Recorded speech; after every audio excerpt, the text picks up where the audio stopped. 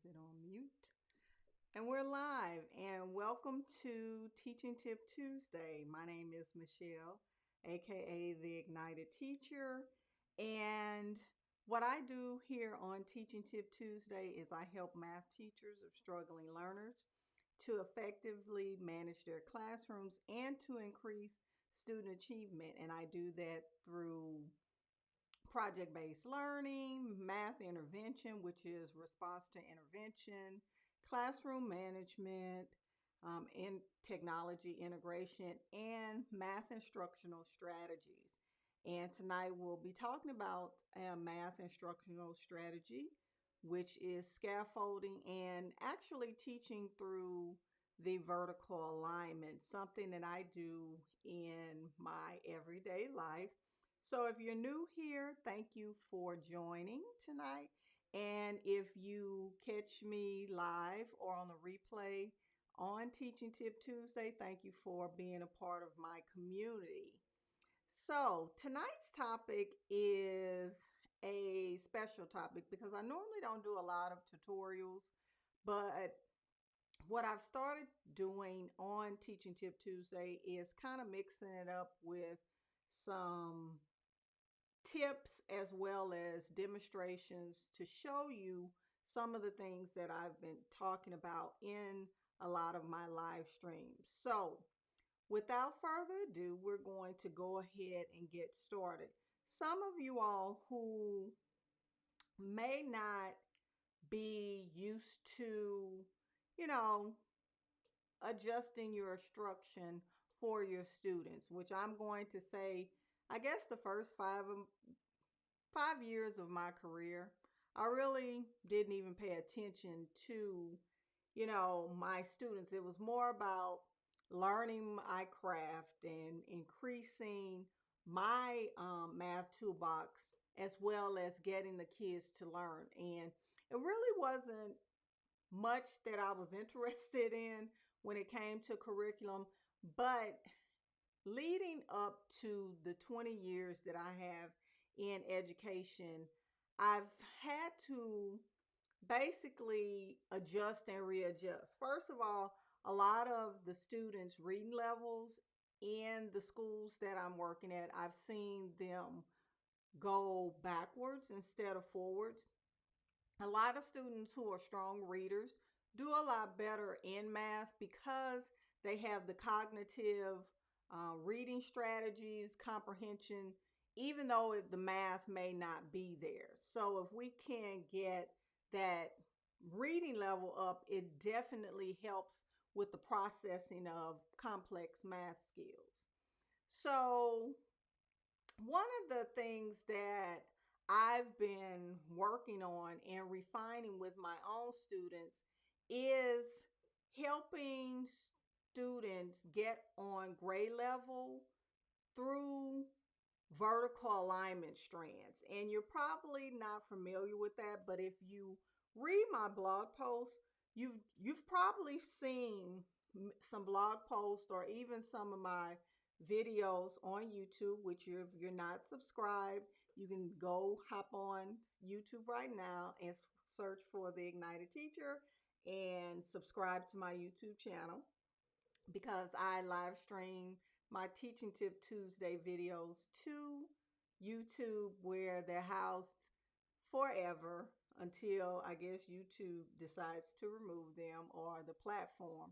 You can always catch my live streams there. So one of the issues that I've had with math intervention and adjusting it is teaching lessons that are really effective. Now, when I was in fifth grade, I started with the anecdotal notes. And what I do is create these short-term and long-range plans. And I got that from the TAP program when I was working as a master teacher. And I really like the idea of having a long-range plan for where I wanted the students to go. But what was missing is that vertical alignment strand. So now that I'm at the high school and I see the gaps and they're much larger. In elementary, they're here, but in ninth grade, so we're talking about anywhere from third grade to eighth grade, because ninth grade, they're ninth graders, and some of them are 10th graders. So I've had to create vertical alignment strands to close gaps. And what I do is actually work through that strand to get them on grade level. For example, I have been working on distributive property, which I'm going to show you tonight with my students. And one of my students, he's a ninth grader, came in and they were doing the point slopes formula, which encompasses the distributive property because it's an Algebra 1 standard, which I already knew it was going to be a student expectation for them. So we have been working on it, and I created a strand to work from fourth grade, where distributive property began, all the way to ninth grade. So when he got to it, he was like, oh, I understand this.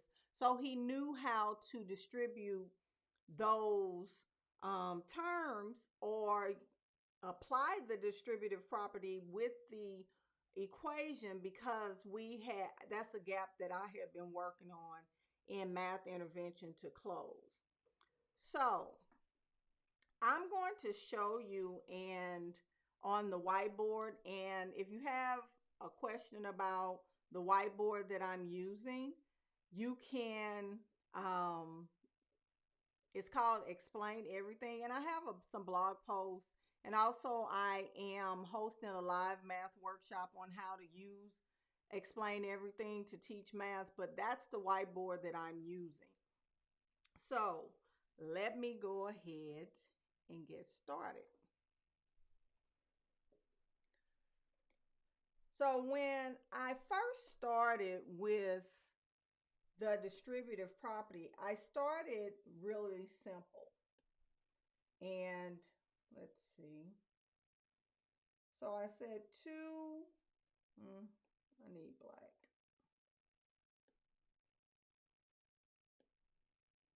Let's say two, and it's not going black.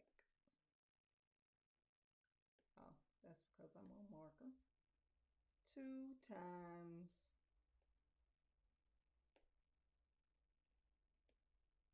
3. So the reason why I start with 2 times 3 is because the students have to take their understanding of what 2 times 3 is. And I always ask my students, I'm like, well, what is 2 times 3? Well, the kids said, well, it's 6. And what I do is say, no, I'm asking you, what does this actually mean? So what I'm looking for is 2 groups of 3. That's what I'm looking for. Because what this turns into is 2 times x plus 3, which essentially is 2 groups of, and I always put a line, x plus 3. So the students can actually see this alignment. So a lot of times when we teach disjointedly, a lot of the students learn disjointedly, meaning that there's not any coherence, and there's no connection between the two. Because like I teach in my classroom, I teach the students that multiplication is grouping equal things, no matter what you use it or apply it with, except for with fractions. Fractions and multiplication, it looks a lot different. What happens is it increases the denominator as well as the numerator. So it looks different with fractions, but with whole numbers, it's grouping it. So whether you have 2 times the quantity of x plus 3, or you want to say 2 times open parentheses x plus 3, close parentheses, is still 2 groups of x plus 3. So that's the vertical alignment piece where the students take what they learned in 3rd grade, which is grouping, and they apply it. Well, there's this other piece that's missing here.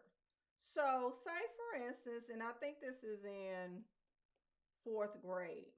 So say for instance, we have 2 times 15. And this is the 4th grade piece. So if the students understand 2 groups of 3, they understand that this is 2 groups of 15. Now, what this student expectation is, it asks the students to distribute. So 2, oh, forgot, times 10, close your parentheses, plus 2 times 5. And what this does is it actually helps the students to move into, oh, this is being distributed, and really understand and see what that distributive property means. Distribute means to pass out, or to give to everyone, or place a plate on by every chair at a table. So it just depends on what context you're using, but in this context, it means to multiply by each place value, or the value of the digit, so which will be 10 and 5. So that helps students move to this. So say if we have 2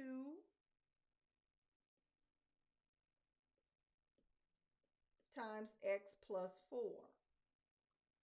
So you can have 1, 2, and in each row you're going to have x, 2, 3, 4.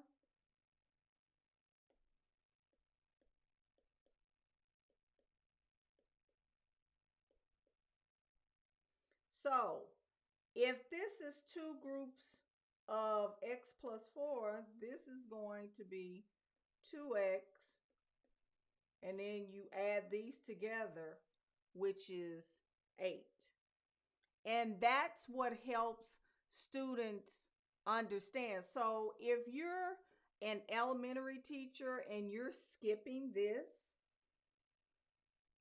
what you're doing is when your children get to middle and high school, they're going to have gaps in learning because they're missing that vertical alignment piece in the math, because they have to understand, like when you're teaching not fractions, multiplying, and you think, oh, I'm so tired of doing groups of, well, you're cementing that understanding for students to understand multiplication at higher levels.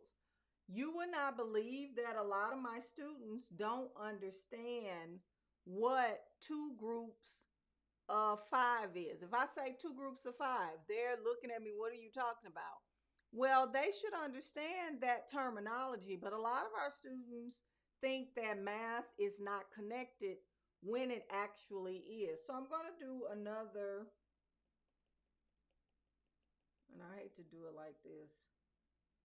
Let me erase it. So I'm going to erase this.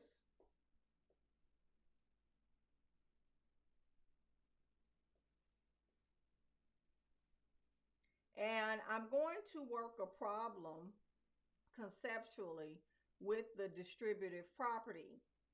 So we have 3, and these are simple problems. 3 times x plus 6. So the way that I teach it is my students first have to interpret what this means. So what does this actually mean? Okay. So I have them groups of, and then they put a line, because we use thinking routines in my math class. So what does this mean? What do I notice? I notice that there's parentheses here. So we say 3 groups of x plus 6. So I have them then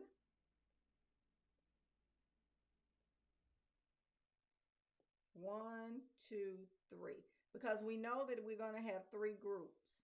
But in each row, we're going to have x plus 6. So what I have them do, because we're virtual, so we're distributing that 3 to the x. So there it is 3 times. Then we have a positive 6. So that positive 6, and then we put an addition sign. 2, 3, 4, 5, 6.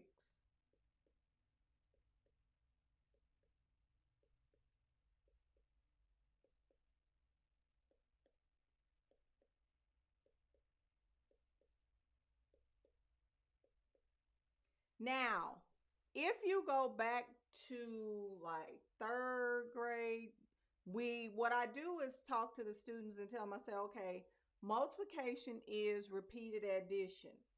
So we're going to add up, because that's multiplying, which that's what the distributive property is. That means to multiply.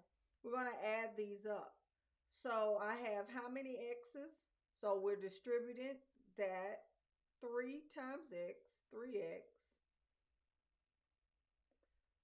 We bring down that addition sign, and then we distribute it again, because we have 1, 2, 3 rows here. 3 times 6 is 18. So 3x plus 18 is how you simplify that expression.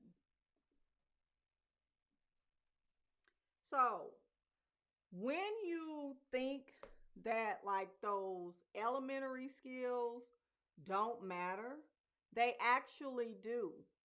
And that's why a teacher's content knowledge, or your understanding of math skills and that vertical alignment, is so important, especially if you're teaching students that do not work on grade level, or if you're working with special education students, because you have to connect it for the students in order for them to connect it. Because what we have to do, especially with students that are struggling, it has to be explicit, not implicit. And a lot of times when we teach math, and I have been guilty of this myself, we are very implicit about the things that are happening instead of explicit.